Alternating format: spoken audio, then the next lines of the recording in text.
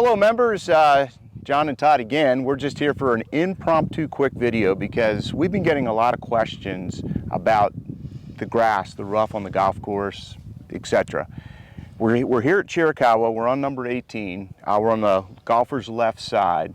Todd, let's tell the members a little bit about, why we're cart path only, number one.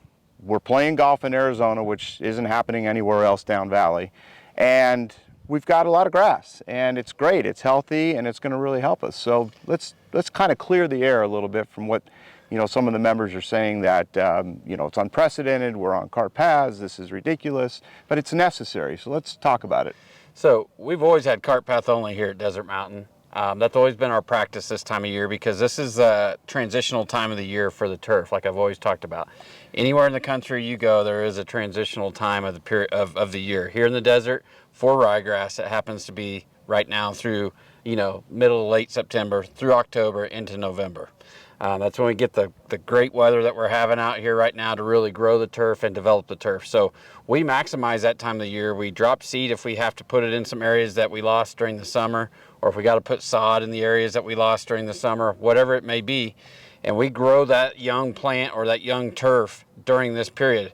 Cart traffic, foot traffic, excessive foot traffic, those type of things are very detrimental to it. So we have to be on defense a little bit on the turf right now, which is why we do cart path only through this period. We have been talking about numerous times that a lot of our counterparts up and down the valley are cart path only as well, and quite frankly they're closed right now, so there isn't any golf open down there. So they're cart path only a lot longer than we normally are. Last year we allowed the carts out a little too early, and I've documented that several times with the clumpiness that we saw here at Chiricahua and at Apache. And so this year we're being very careful with that because we want to have good long-term conditions all winter long, short-term pain for a long-term gain later in the year. And I feel like we're really heading down that path very, very nicely. The rough here at Cherry and Apache is thick right now because we're watering it to grow this young turf. We fertilized it to grow the young turf. So there's a transitional period. And as soon as we start backing off of those things, once we start seeing the turf, a lot of those conditions will subside. Todd, that's great. I know the biggest question I get right now is from those that really have a hard time utilizing the golf course with cart path only. They need to get a little closer. They're not steady on their feet. They've got neuropathy. They've got other ailments that really are hindering them from getting out on the golf course.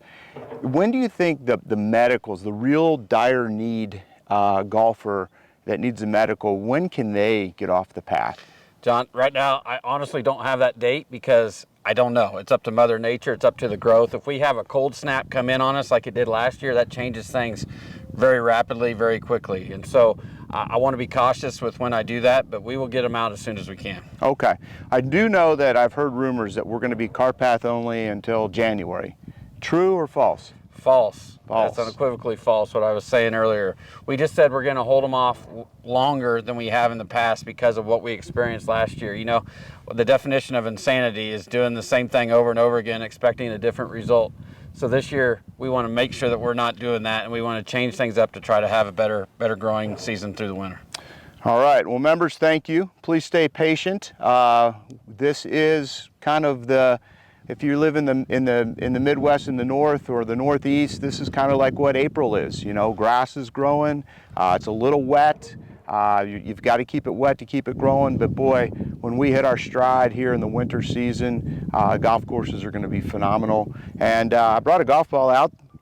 Rough is you're mowing it at 2.5 inches, but it's growing probably a little bit every day. You get around the golf course how many times? At least twice a week, if not more. Okay.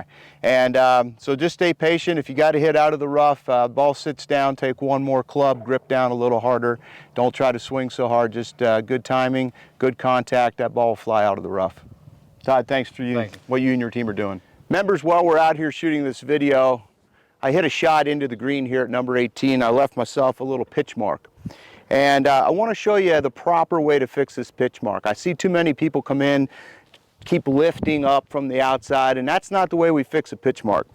We prefer what we call the Augusta method, which is we take a T or your divot repair tool, and we make a hole right in the center of that ball mark. Give it a little bit of room. From the outside, push inward. As you do that, you will see that ball mark, after you tamp it down, has virtually disappeared and will heal overnight, versus one left unrepaired, which then becomes a brown dead patch on the green, which could take weeks to heal. We are on all of our courses, we prefer you, even on our warm season courses, especially during the winter season, replace your divot first. I see too many people taking a big chunk and a big divot and then filling it with sand. No, no, no, no. Replace the divot, then if you need to sand around it, sand around it. And lastly, please remember, if you go into the bunker, please rake your bunker upon exiting. It's always best to go in from the low point versus jumping down from a high point in a bunker. Go around to a low point, find a rake, hit your shot, and rake yourself back out. If you can rake and have those rake grooves going towards the hole or towards the green, it'll give that next player a better opportunity to get out of that bunker versus hitting across those rake lines. Very, very important. It's your golf course. Let's keep it looking good.